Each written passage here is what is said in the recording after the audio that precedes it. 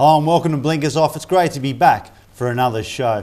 And joining me on the show is our usual suspects, Ben Perkins and Dave Kelly. But first of all, what we've got coming up on the show, we're back to the track where I talk with Sean Ritchie about a number of runners he's got over the weekend. As well, we're going to preview in the sports talk, the NRL and the AFL, and a few of the local games around the state.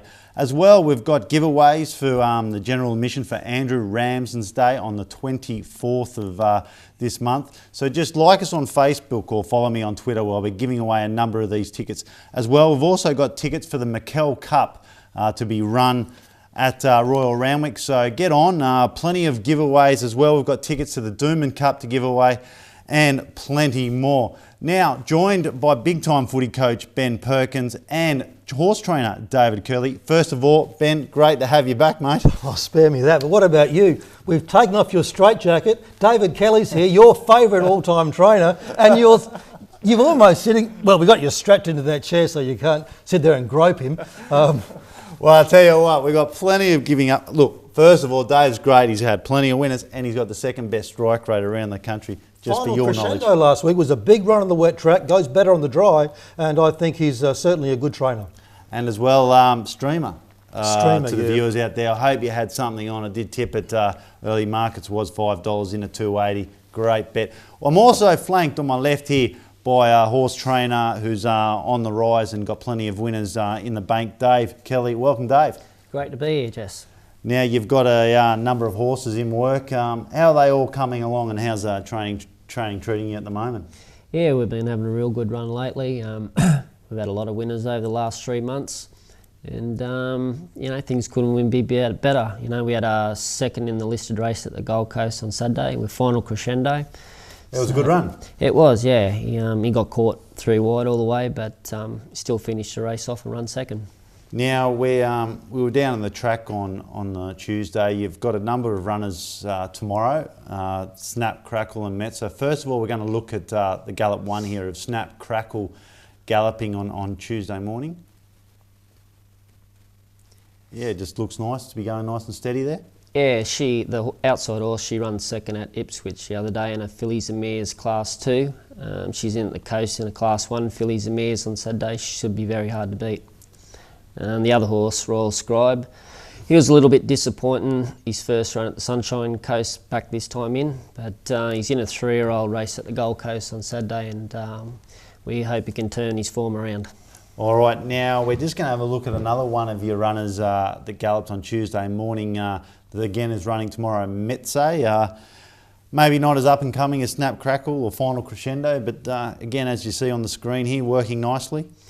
Yeah, she won at Gold Coast in a 900 metre race 2 starts back. We took her to Eagle Farm the other day on Wednesday in 1,000 metres. She got well out of the ground, but she finished the race off nicely. So this weekend she steps up to the 1400, so we think that she'll run well and be in the finish. Well, there you go. There's a nice couple of gallops there for the viewers and a couple of ones to follow there for tomorrow's races. Now we're going to take a look at the Rough Habit for 3-year-olds. And Ben, it's an open 3-year-old race, I'm finding. Yeah, well, I'm sticking with my good friend Neville Morgan. He's back in form. He owns Kusha Darcy, Sedcom. He owned Rangi Rangdu, yeah. The ill-fated also Lucrepitus. And he's got Villanova in. And it was absolutely taken via the Himalayas last start. It would have been in the finish had Craig Newitt sort of steered it in a different direction. And with the track a little bit soft, there's more rain tipped for the next couple of days. Yep. So the soft track will suit 2,000 metres. It's problematical a little bit, but it's also 10-1. So I'm going for it. I put the New Zealander, Donna... Telepathic. It's set for the Oaks. Yeah, it's set for the Queensland Oaks. I like it. Yeah. I do like it. I think it's a horse that's on the improve. She's brought it over here. She's very capable. She wouldn't have brought it here. No, she's tipped it too. She's saying this is a very, very good horse. Yeah. And I think seeing that after what she did in Sydney, I think she has to be respected. So I've put it in. Well, it's by Mossman, so it's going to handle any type of service. Yeah. 6 starts, 3 wins, 2 seconds. The horse has a lot of ability, so I've personally got it on top myself. Yeah. I put number 2, Fight On in. Now, this horse has the Arabian Gold form, so it should be nice and fit and ready. And number 4, Glorious Lad. This is a New Zealand horse. Yeah. And there's not much else in the race, so if you sort of give it... Yeah. Well, we'll catch up with Sean Ritchie later on in the show. We're going to take a look at that horse, and he's going to have a bit of a talk about it. So it'll be quite interesting. Myself, I've selected number 14, Telepathic here. This horse has come over for a reason. Donna Logan, she's a very competent trainer. Mark Duplessis, don't know about his history about riding at Doomben, but I'm sure he's a very capable and competent jockey. Do you know much about Mark?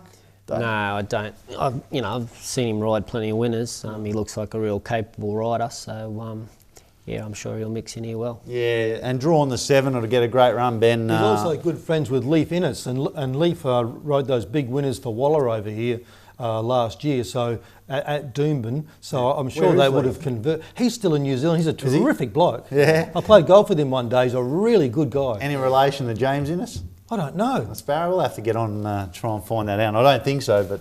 No, really nice person. I liked him a lot. Yeah. Now we're going to cut to a little segment, a little funny piece of segment here with Russell Crowe where... funny? Russell Crowe? Well, the question was funny anyway. So right now we're going to have a look, a little bit of a funny clip with Russell Crowe about rugby league and rugby union. Of Ireland, is there any chance you could bring your rugby team over here to play against our Irish team? Well, you see, South Sydney Rabbitohs play rugby league, which is more of a hybrid version of the game. I know, so, just as a kind of a test match, just to get the two loves together. You understand when I say it's a different sport? Rugby union is a 15-man sport, rugby league is a 13-man sport. So they won't be totally different rules. Okay. Yeah. And but, thanks for...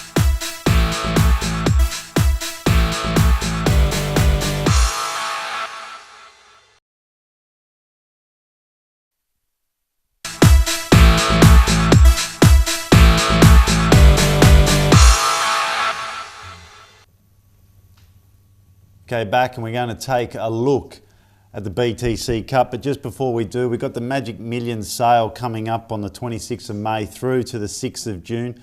There's weanlings, mares and yearlings. There's 525 weanlings, 860 mares and 600 yearlings going through from the 26th of May through to the 6th of June with the Tried Horse Sale on the 6th of June. So if you're interested in getting a horse, get down to magicmillions.com.au and visit down at Bundle there and get online. Their catalogue is online and available, so it's got everything and anything. And firstly, Ben, you love spreading a secret and telling good news. You got any mail for us? On what? Any secrets? On what? Oh, tell us. No, I'm just here to tell the truth.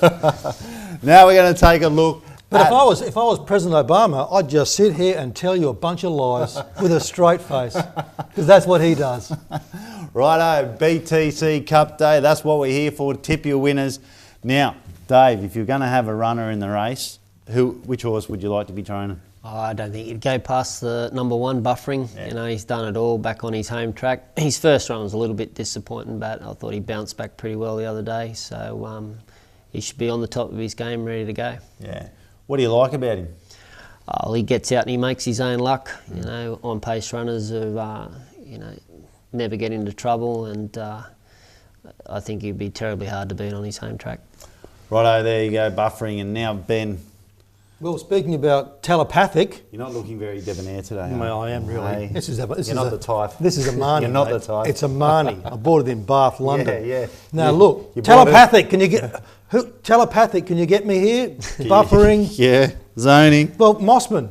Isn't Buffering by Mossman? Yes. He is. Bingo, there you are, eventually. So I've gone for Buffering. I was down the stables with Robbie the other day, and he was just blooming. Yeah. He was blooming in his coat. And I also found it really interesting in that when the trial started, or the jump out started, Tony Gollan was niggling Robbie about Spirit of Boom and saying that buffering was old, his time was up. And this came from nowhere. This came from like 20 yards away, saying to Robbie, no, it's buffering's too old now, mate.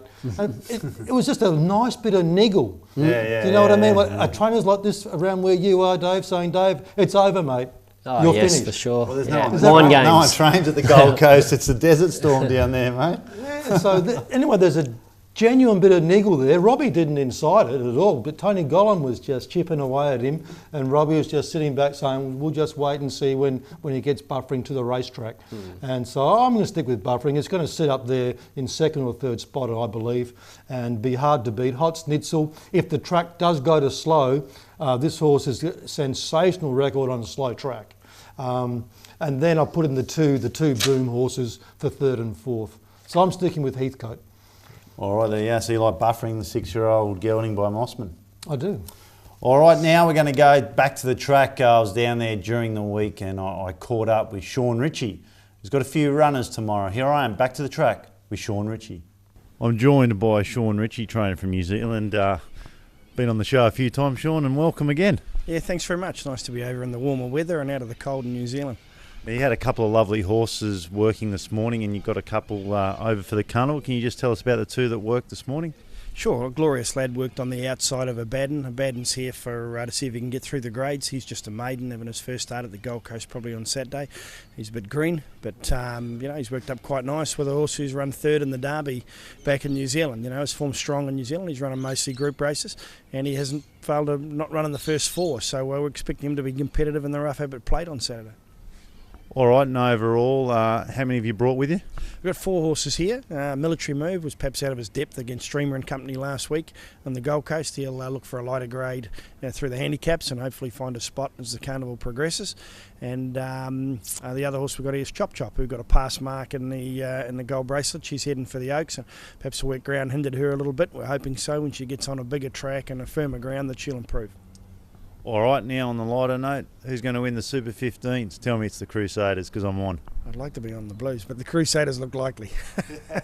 Thanks, mate. Thanks a lot. Cheers. Now myself here looking at the race, I've come up with buffering on top. I think he's the class horse, third behind Lankan Rupee, the best sprinter in the country by a mile. This horse has the form. He's won 4.3 million. He loves the track. He loves the distance. He's got everything going for him. I put him on top. I like number 7, Snitzerland, for second. This horse will be sitting on the pace with buffering. He'll be just sitting just behind him, and I think they'll be able to dictate terms, and they'll crawl early and then sprint home. And I think that'll be the advantage for buffering. I think Snitzerland. They won't crawl early. Well, he'll try and go as slow as he can. With Tony Gollan's got 2 horses in the race. Do you think that Temple of Boom was there just by per chance last time? Yeah, well, his sectionals, Spirit of Boom sectional, they ran 33 and a half their last 600, and he just bottled home from last. So it was a cracker. It was a good run. It was a very good sectional, and if he runs out again, it'll be very hard to beat. But I like buffering on top from Snitzerland. Spirit of Boom to be running home, and you could throw in number 8. I think Perron might be a rough hope in fourth for your multiples. Now, Ben, it's Group 1 racing at Goodwood down in Adelaide. It's the Goodwood Handicap. Do you like anything there? Yeah, well, I'm sticking with Dry Fontaine. This horse saved me from jumping off a cliff last night when I took $8 to That's a shame, somehow get out, and it bolted in. So I like sticking with horses that have been good to me, and this horse saved my life last start. It's got a gate 3. Yeah. It's got weight for age form, and it carries the same weight as it did last time. Number 5, Unpretentious, well drawn. Drops 1.5 kilos on its close third in the William Reid. SA Raider, this one the time-honoured Mackay Stakes, and absolutely bolted in over 1,100 metres. 1,200 might be some doubt, but gee, it was a big run. And Raziz, this horse is 50 to 1 in the early markets. Ken Sweeney's prepared it for this race. It drops 3 kilos. It's 6 out of 10 at over 1,200, and it's also got a very good record at this track and distance. And at 50 to 1, throw it in the trifecta. Would you be rating Sistine Demon at all? Well, it's got a really bad gate, and its win last start was on a slow track and in Melbourne. And as you know, I don't think Melbourne racing is that strong. Well, it couldn't be that bad. But tell me, Miracles of Life. She surprised me last start. Yeah, it's got to back up a week later, but it was a courageous win last. It was. It shocked me too. Now, she's going for sale. She's up for sale, the broodmare sale. Yep. Any owners that might be interested in buying her? Not at this stage. Now, if you were to buy her, Yep. would you race her or just go straight to the farm with her? No, I'd probably go straight to the farm with her. It surprised me the other day that she got back to winning form, but I think I'd send her straight to the stallion. Do you find mares, once they find a bit of form, they can hold it? Yeah, the worry would be just backing her up a week later. Like, I don't know the horse, Yeah. but personally, some mares like to have their races spaced. So whether she's like that or not, time will tell Saturday. Time will tell on Saturday. Now, Miracles for Life, she is going for sale at the Magic Million broodmare sale. What will she bring? She'd bring probably, what, 800,000? How much? 800,000? 600,000? I mean, I don't know, but I wouldn't be paying that for a mare. What would you be paying for her as an investor? She might bring $500,000. Yeah. Yeah, I can't see her going over that, but I could be wrong. Yeah, well, get down to the sales down at Bundle there. Star attraction. She will be a star attraction, that's for sure. I mean, you never know. I think she'll be definitely top price at the sale. Yeah, Blue Diamond winner. Yeah. Possibly a Goodwood Cup winner too. No, I don't think so. Yeah, maybe. No, that's not how I see it. Oh, maybe. No, you get bumped out the Tell me, when you jump off cliffs, what do you like landing on? Concrete, water? Hey? Tell me. It's a good question. I was thinking about air. All right, straight after the break, we're going to talk sports talk and take a look at the last leg of the quaddie in Brisbane.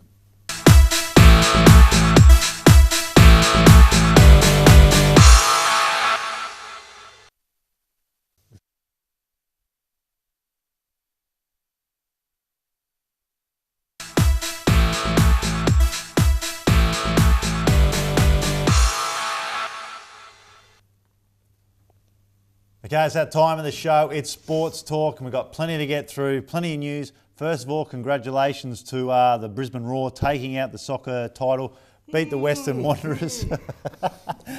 All right, now the Viney head clash. Interesting point, 2 weeks for accidental head clash. Bit of a joke.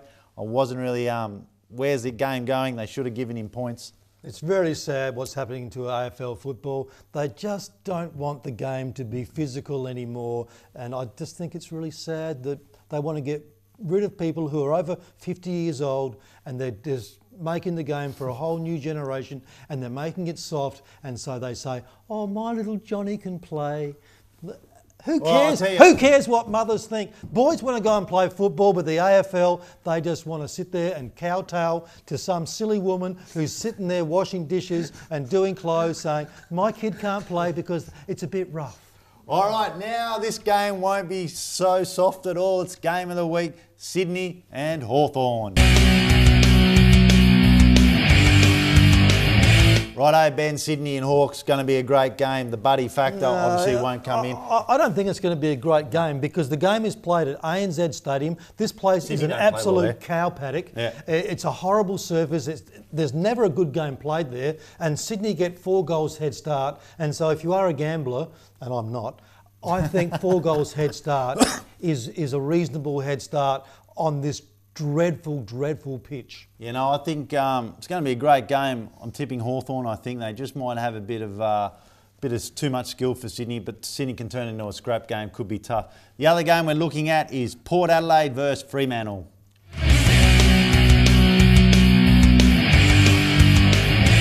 Righto, Ben. Your beloved team, Port Adelaide.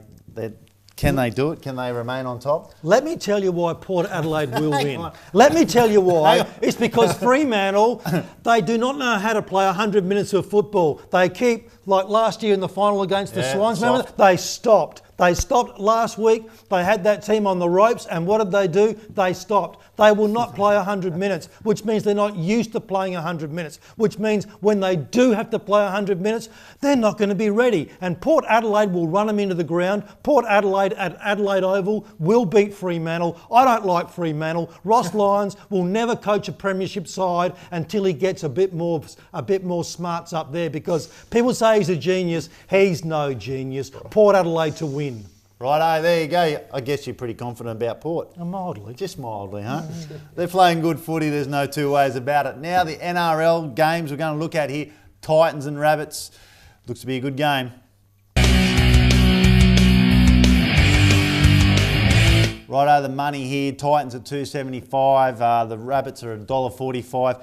Looks to be a good game here.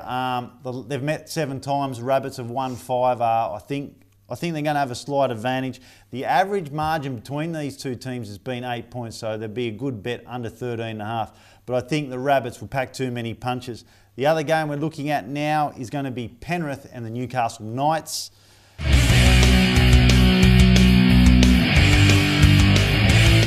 All right, here we got the Newcastle Knights at $1.60. The Panthers $2.35. Looks to be quite a tricky sort of game. It's played at the Knights Stadium. They've lost the last 3 out of 5, but I think the Knights are going to return to form. Idris is in flying form for the Panthers though, but I think at home I've got the Knights on top. Other news are City and Country drew 26 all last week. It was a cracker game. Hopewadi, he was in good form as well with Idris, man of the match. They're putting their hands up for State of Origin selection. And Moylan also starting a full-back game. Plenty of other news. The VFL, we've got Footscray and Sandringham, Saturday 1:10, Simmons Stadium. Northern Blues, Casey Scorpions at Saturday at 2 p.m. at Visy Park. And as well, Frankston play Williamstown, 2 p.m. Sunday, Frankston Oval. There'll be a couple of good games there. New South Wales, NRL. Now here's a double header. We've got the Cronulla Sharks and the Wentworthville Magpies at 1 p.m. and at 3 p.m. the Newtown Jets are playing North Sydney Bears. Will be a great game at Henson Park, 3 p.m. So get down. And another game, the South Australian Football League, top of the table clash, Port Adelaide and Sturt at Alberton Oval. Oh man, you'd be getting excited about this, mate. Eh? Who will forget when Port Adelaide beat Sturt in the 1965 Grand Final with Foss Williams coaching Port Adelaide and Jack Odie coaching Sturt in one of the great Grand Finals, the first one that I really remember. Besides after we beat South before that. So Port Adelaide and Sturt, traditional rivals. Port Adelaide with the black and white jumper and the double blues. I've never been a big fan, but they have had some magnificent players, Sturt, over the years, from Paul Bagshaw right down to Roger Rigney and Doc Clark. They had Terry Shaw. They had Rick Schoff. I thought Rick Schoff was a terrific player, number 9 in the 70s for Sturt. I hated him. I hated all of Sturt's players, but I did respect them. Now we're going to look at the last leg of the quaddie. Race 8, an interesting quaddie. Excelentes. Well, it depends on Excelentes. It's got 59 kilos and it depends on the track condition because it needs a good track, best of all, or at worst a dead 4. Cape Kidnappers is first up and it's right down in the weights. He's a good horse. Compared with Excelentes. He's a lovely, big, strong horse. Yeah, he's a nice type. And he's on the improve, I think. He is the horse probably to beat in the race, but I wouldn't be taking anything less than $4 about him because it's not an easy race because Seeking More, it's also got a pretty good weight down there around 54. It'll get the run of the race right in behind them or up near the lead. It's in form, very good at this track and distance. And that our boy Malachi from Rockhampton, it finally meets I don't know how that a sort D-Day. of form line's going to, it's D-Day for yeah, sure. I would have form line's thought, a bit, I could be know, a bit but suspect. we'll see how much he had in the tank from last time. But I think Cape Kidnappers, Excelentes or Seeking More, I think one of those 3 will win. Dave, you've had a look at the race. Have you got a run in the race at all? No, I haven't even had a look at the field. So, do you know much? Have you seen Cape Kidnappers at the races? No, I haven't. Kelly Sweeter trains it. Kelly big black horse. Yeah, that's him. Yeah. No, I've seen him. He looks like he's a young horse on the rise. So hopefully he'll go well. Yeah, well, I've got him on top for sure. Now that's the quaddie sort of summed up. Your first leg, the staying race. Have you looked at it at all? What do you think? This is testing you. But listen, what we'll do, remember, go to the website. We've got plenty of news on there.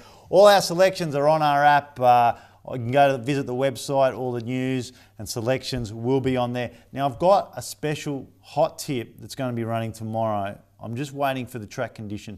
But please do go online or download the app at RIQ Best Bets, and I will put in this best selection on there.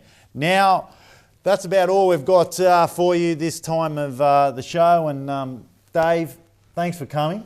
No problems. Great to be here. Now, you're Brad Pitt. You haven't turned out to be as good looking as Brad Pitt, you claim. But your best runner on the day, who would you be tipping? Snack Crackle. Class 1, fillies and mares, 1400. Ben, your best bet on the program? Well, maybe in race 5 in Brisbane, the first leg of the quaddie, that Chris Waller trained Darche. It's had the 3 runs in now. He's brought it up to Queensland, so I'd be suggesting it'll run a big race. My best bet's Louis Van Gaal to take over as manager for Manchester United. There you have it. That's all we got for you, the Dutchman. That's all we have for you for tonight, and thanks for joining us. And join us next week. Same place, same time. Bye for now.